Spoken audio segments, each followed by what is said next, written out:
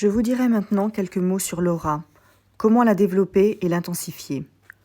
Le moi supérieur est en nous le point qui représente le centre du cercle, le centre de notre être. C'est le point le plus harmonieux. Là se trouve la paix. Autour de ce point, tout est en mouvement. Pourtant, ce point lui-même n'est pas immobile. Il paraît immobile parce que ses vibrations sont tellement rapides que nous ne pouvons pas percevoir son mouvement. La paix est en réalité la plus grande activité qui existe. La plupart du temps, le mot « paix » évoque l'image d'un homme en train de boire et de manger à l'ombre d'un tel arbre. Non, la paix n'est pas cela. La paix, c'est le travail le plus intense qui puisse être réalisé dans le monde. Ce travail n'est pas une agitation inutile, mais un mouvement intensifié. Si nous lions chaque jour notre conscience à ce point qui est en nous, dans la tête ou dans le plexus solaire, nous sentirons la paix, et ni les tristesses, ni les inquiétudes, ni les angoisses ne viendront nous effleurer. Tandis que si notre conscience se trouve en dehors de ce point, nous sommes plongés dans les tourments et personne ne peut nous aider avec des moyens extérieurs, des médicaments, des drogues, etc. Je vous donne ces quelques explications pour que vous compreniez bien qu'avec le symbole de l'œil, c'est le symbole du cercle magique que nous étudions. Vous savez que l'initié qui désire accomplir un travail magique trace un ou plusieurs cercles sur le sol et se place à l'intérieur pour y être protégé. S'il en sort prématurément, il est exposé à de grands dangers. Or, ce cercle magique, c'est en nous que nous devons le chercher et non en dehors, car tout doit être compris intérieurement et pas seulement extérieurement. Notre meilleure protection est le cercle de l'aura qui nous entoure. L'aura est identique à l'atmosphère qui enveloppe la Terre. Si la Terre était subitement privée de son atmosphère, il en résulterait de terribles cataclysmes. Comme notre planète, nous avons aussi une atmosphère qui nous préserve des dangers du monde extérieur. Je vais vous donner un exemple. Supposez que vous vous soyez cogné quelque part, votre peau est bleue, et si quelqu'un vous touche, vous criez. Tandis que si votre peau est saine, vous n'avez pas mal. Eh bien, il en est exactement de l'aura comme de la peau.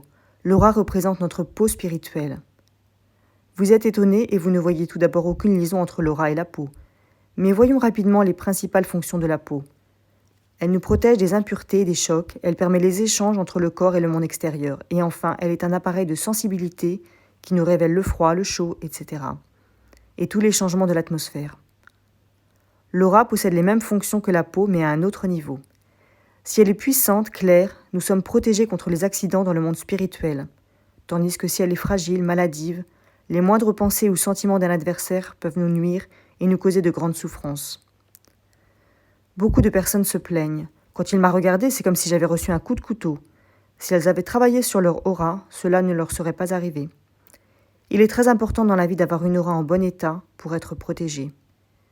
J'ai rencontré des personnes qui étaient malades, mais leur maladie n'avait aucune cause physique. C'était leur aura qui n'était pas en bon état. La seconde fonction de l'aura est d'assurer les échanges entre les astres extérieurs et les astres qui sont en nous. Si notre aura est impure, sombre, elle ne peut saisir les bons courants. Elle n'est capable que de capter les mauvais. On dit qu'il existe des planètes bénéfiques et des planètes maléfiques. Mais alors pourquoi une planète agit-elle en bien sur les uns et en mal sur les autres ? C'est tout simplement que celui qui n'en ressent que de mauvais effets n'est pas préparé à capter ces bons courants. En réalité, toutes les planètes sont bénéfiques, mais leur action sur l'homme dépend de son aura. Si dans son aura se trouvent des couleurs et des couches qui ne permettent pas à toutes les vertus d'une planète d'entrer, les courants que la planète envoie sur la Terre se transforment, se brisent et produisent de mauvais résultats en lui. Tandis que si son aura est pure, claire et puissante, toutes les influences, même mauvaises, se transforment en bien pour lui. La troisième fonction de l'aura est la perception de tout ce qui se trouve dans l'âme des autres. Grâce à elle, nous pouvons sentir une personne comme un courant froid qui nous contracte, ou au contraire comme un courant de lumière et de chaleur qui nous dilate et nous réjouit, et bien d'autres impressions encore.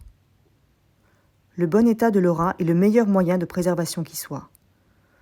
Tous les bouleversements qui se produisent sur Terre ne peuvent nous atteindre si nous avons une aura pure, lumineuse et puissante, car cette aura est comme une barrière infranchissable qui résiste à toutes les secousses, à toutes les perturbations de l'atmosphère, aux haines et aux troubles de toutes sortes.